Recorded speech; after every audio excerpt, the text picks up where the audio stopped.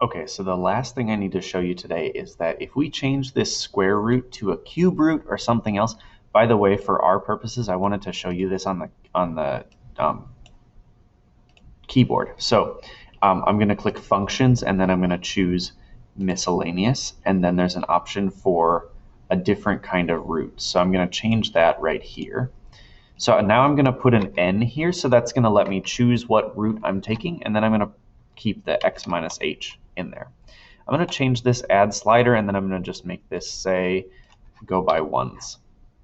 And we're going to go from 1 to, let's just say, 6 to see the first, second, third, fourth, and fifth root options. Okay, so the first root is a line, but the square root, this is with the radical with the index 2 right here.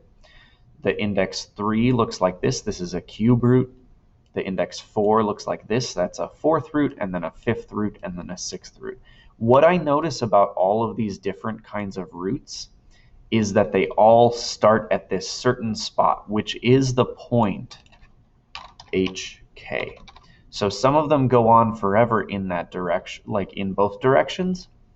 Some of them just go to the right. Okay, so let's just look at this really quick. Everywhere, all of these radicals have that point HK kind of right in the middle, or the starting value or something like that. I noticed that the even roots start and go off to the right, and then the odd roots kind of go through both sides. Okay, so that's kind of weird.